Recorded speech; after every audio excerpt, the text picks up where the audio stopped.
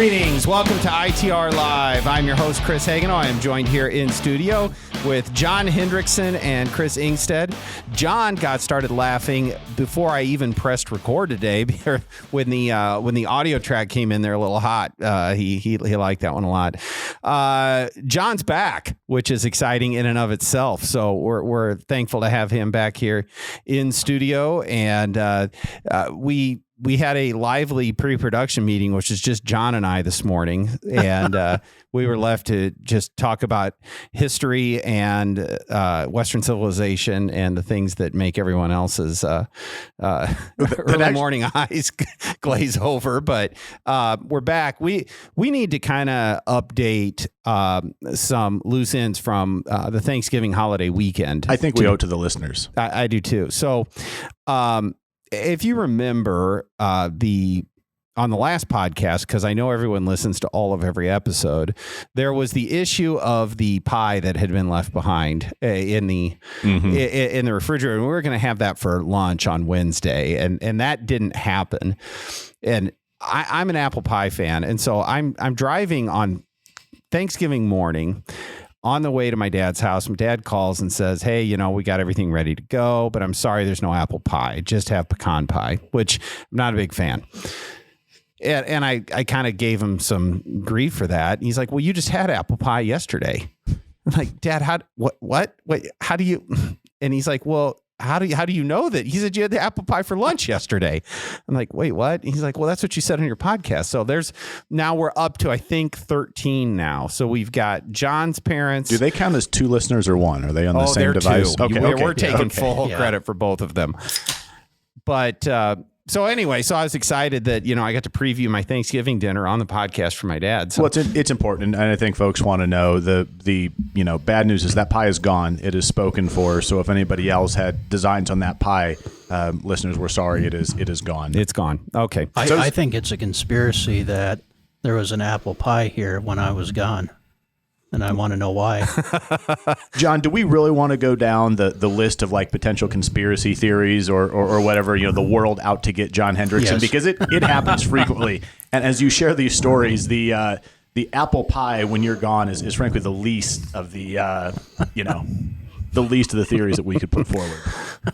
Over the holiday weekend, so the pie's gone. We apparently had multiple people that wanted to get in on that apple pie, but I had a op-ed drop in the Des Moines Register that I kind of enjoyed writing. John, you helped me out with that a little bit, but that was kind of taking the Des Moines Register editorial board to task for preemptively trying to blow up the governor and the legislature and Attorney General-elect Brenna Byrd for just being too partisan on the heels of their gigantic red wave victory. But hey, so I liked that piece and got some good feedback. So if you get a chance, we've linked that on our own social media channels and websites, but go and check that out. I think it's a pretty good piece. And in fairness, the Register, to credit to them, they published the piece that was a direct retort to their work. Well, I think so, and it's still featured now.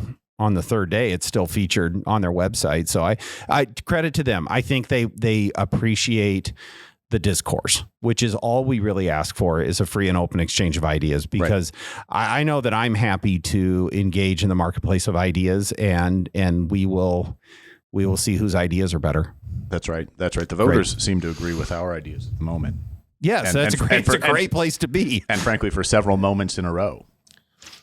You also got to just had a bit on WHO about this with the professionals. And now you're here with John and I. So yeah, sorry. I've really been looking forward to the podcast part of this. The statewide radio, the 50,000 watt blowtorch. The flagship set that aside. Station. Yeah. No, it's the ITR Live podcast is where I really save my best work for. So. John, you get anything in the mail recently? There's a giant box and garbage bags. And what'd you get today? I finalized my collection. I had a false. There will be more things coming in. I completed my collection of campaign posters from the 1920s. And you have all of the campaign posters. Well, not all of them, but just one from each election. Oh, okay. So this one was from Harding and Coolidge. Over 100 years old. 1920. That's nice. This Yeah. one came framed. And, It did, and was, yeah. I walked in this morning, and John it looked like Christmas morning here in the middle of the pre-production room. And there is bubble wrap and packaging and paper and John's just got, just strewn everywhere. Well, look, it looked, I got in a little later, so most of the mess had been picked up. So all we had was a bulging garbage bag and an old cardboard box with a bunch of duct tape on it. Yeah. And it looked to me like a college student's, luggage. I thought, well, is John about to take a trip or something? Well, that's my luggage. Yeah, that is your luggage. Okay. I have that in a trunk. Yeah, there you go. So. Speaking of Thanksgiving holiday, the trunk and okay. All right. Well, good. Would you like to buy some shower curtain rings? Yes. Very good. Very good. So we, as I pressed record on this podcast, I think the opening thought was, we'll just we'll hit record and see where things go. But you said that as if that was a different approach that we normally take. I thought that was always a thing. We come in and just shoot from the hip. But I didn't get a chance to watch this episode, but I read the transcript of last week's Iowa Press, which had an Iowa State University professor, and I'm probably not going to say his name right, but it is Peter Orazum. I think it's Orazum. Okay, my apologies. But there's some really interesting stuff in here. His view on Iowa's economy, Iowa's workforce, and some tax policy stuff in here. And some of it, maybe I like it just because he agrees with me on some things. But and I don't necessarily need to parse through everything he said, but just the state of Iowa's economy. And John, we talked about this morning for a little bit, but his assertion is that by a classical definition is that Iowa's economy is in a recession. Do you think that's fair? Do you think we need to hedge that like the Biden administration does? I'm going to let you kind of riff on that for a minute. I mean, you can't dispute his facts because, he basically says 3 straight quarters of negative state economic growth.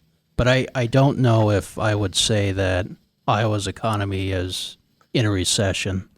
I think there's a lot of issues at play. Certainly, even before the pandemic, you had workforce as an issue.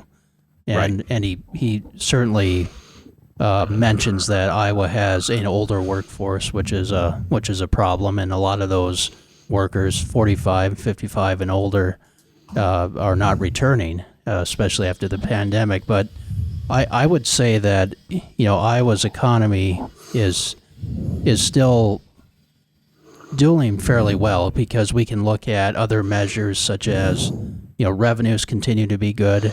Iowa's fiscal foundation is still good, and I think what the real factor is looking at what's going on at the national level, and I think that's the driving force because you have basically a series of national economic indicators that are showing that we may officially be in a recession by next year, and the result of that is a number of things, including the inflation that continues. I mean, it basically jumped from 1% to 10% under the Biden administration. You have Dr. Orazum said in that interview that the only inflation reduction within the Inflation Reduction Act was in the title of the bill. That's right. Okay. Yeah, and I 100% agree with him. And this big spending, the war on energy, the consequences of the Federal Reserve expanding the money supply, all these things are creating, some substantial economic headwinds that don't look very good. There is no amount of state policy that can fully counteract bad policy at the federal level. That's right.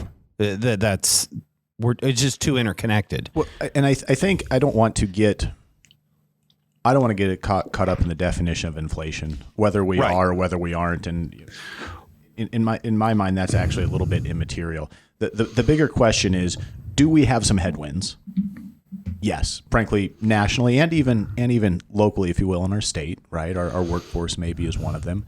But then the bigger question, and the sort of things that we try to do as a think tank or as a family of policy organizations, is answer the question, well, what can we do about them? Right. And part of that interview, as Dr. Razum points out, and a number of a lot of his work in the past has focused on taxes, and I don't want to try to speak for him or get overly generalist, but do taxes matter? And a lot of his work would say, yes, they do. Right. And how can we make maybe a better tax code? That's what we try to answer. How can we make a tax code to help fight some of these headwinds or give us the best chance? I think, and I'm going to get to that again. I want to pivot back to that in just a minute. One of the things I think it bears pointing out that the biggest obstacle to economic growth in Iowa is our workforce, is that we need more people working. And we had been, before the pandemic, there were a lot of people who could have otherwise retired, where retirement age, I think in this, he talks about people over 55, but wherever you want to draw that line, that were in the workforce and have subsequently now dropped out of the workforce. And many of those folks aren't coming back. They've now retired and they're done. And so because we have an older population, that we have that challenge. And so there's going to be a recalibration of Iowa's economy as we try and move people into a higher economic activity. But that's going to be the challenge. Taxes matter, and we know they matter for economic growth, and we'll continue to pursue that. But figuring out how to get the most out of Iowa's workforce and attract people to Iowa is very important. But one thing I think that needs to be mentioned too is that Iowa has prepared itself for a national recession. I mean, the fiscal policies that Governor Reynolds and the legislature have done have been very, very fiscally responsible, very conservative, that have, in a sense, prepared us for, a potential recession. So I think, just like the pandemic, COVID pandemic, which was one of those black swan events. As a result, Iowa's economy was prepared for that because of responsible budgeting and tax policies that are making Iowa more competitive. And one thing that people need to keep in mind with tax policy is tax rates matter. That's something that Art Laffer always says, which I think is 100% true. But at the same time, we have to realize that it takes time to implement the tax reform that was just passed, and growth is not just going to happen overnight. So I think sometimes a lot of economists and people downplay the impact of taxes on terms of attracting people. But look at the last census. What did the last census show us? That there's an exodus going on across the nation of people leaving high tax states for low tax states. And, I think as Iowa gets more competitive on the tax front, that's just going to be a greater incentive to attract new people and businesses. And, one thing too is, I know it's not popular, but the corporate tax rate matters as well. And I know that some people think that favors big business, but corporate rates matter because that impacts the state economic growth as well as attracting businesses. So as we lower our corporate rate, just like we're doing our income tax rate, that's going to be beneficial. John's sort of shameless self-promotion probably slipped by everybody right there, but John has a new article up on the foundation website that is in fact titled, "Is Iowa Recession Ready?" So I like how you're promoting your own work on the podcast. I guess that's what we're here for. But John, somebody came to the podcast prepared. That's right. That's right. John's got a good article about is Iowa recession ready? And the short answer is, I think that, John, you can correct if I'm wrong, but we're as prepared as we can be because of the conservative budgeting, because of keeping the spending reined in, because of driving taxes down. We are as prepared as any state probably if we get a larger national slowdown. That's absolutely. Well, Chris, you mentioned tax policy just a few minutes ago. And originally I wanted to talk about an article that dealt with some comments from the governor, but Kay Henderson referenced it in this interview on Iowa Press last week, but Governor Reynolds recently said I think it was in an RGA meeting, Republican Governors Association, but her goal is to eliminate Iowa's income tax. And she referenced the comparison of South Dakota that doesn't have an income tax, but she very clearly set forth that she wants to continue to reduce Iowa's income tax. Is that crazy talk? It's not. It's not. I mean, we've been talking about a similar goal. Frankly, we're glad to be aligned with folks like Governor Reynolds and other legislators. It's not. Look at the way our tax revenue has been growing. Look at the activity. Now, the question is, what's going to fill that gap? Right. I mean, this is an honest question. Which Dr. Erasm asked that question as well. Yes. Do you lean more heavily on sales tax? Can sales tax, exactly as it's structured today, continue to grow enough to replace the income tax? I don't know, but it's certainly growing at a rate that puts that into consideration. Do you think about revenue from other sources? Look, let's be honest. Some of these states, and as Dr. Erasm points out, although credit to you, Chris, you've been at this point for several years, is Iowa does not really have oil, right? But we do have a lot of energy that's created by wind, right? Is there a way? Should there be a way for that to factor into our state's revenue picture a little bit? Because other states certainly are able to draw revenue from their natural resources. It's worth asking the question: why not wind for Iowa? I am not an energy policy expert, nor do I hold myself out as an expert in how it's taxed or regulated. But I do know that Iowa is a net exporter of energy. Now, in other states, you call it, as Dr. Erasm says, they're carbon fuels, whether it be Alaska, Texas, Wyoming, or the Dakotas. Those are net exporters of oil or those fuels. Iowa is a net exporter of energy, but yet I can't draw a line to where that benefits Iowa taxpayers like it does in those other states. And so, yes, I've talked about it. I don't know what the solution is or if one even exists, but we have a state that produces a ton of ethanol, biodiesel, and wind, and exports that out of the state. Many of those things don't directly benefit the Iowa taxpayer, or even the Iowa consumer. They're just there. So what could we do to do that? And I'm not making a new policy proposal with that, but that question is one that I have a hard time getting past. Yeah. So again, it is worth asking the question, and it's worth diving into. But maybe I just want to celebrate the fact that we have a governor recently elected by 20 points, close to, that wants to eliminate Iowa's income tax. Yeah.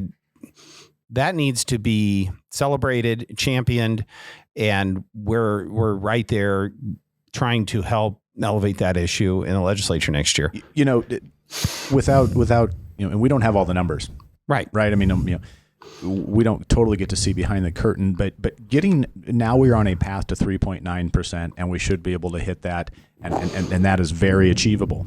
If you look back to where we started this tax reform process in 2018, yes, I don't know how possible we thought 3.9. I mean, saying there's a path in the near future to a flat 3.9% rate might have seemed like crazy talk then, but it's actually quite achievable. And so, don't dismiss what might seem like a big jump today. Let's see where we go, and let's see what other things bubble up. It is not crazy talk. It is possible. And one last thing for the way we've done tax reform in this state is we've done it in a measured, planned, very reasonable way that doesn't put other things at risk. And I would expect that if and when we go beyond that 3.9%, we will continue to do that in the same way.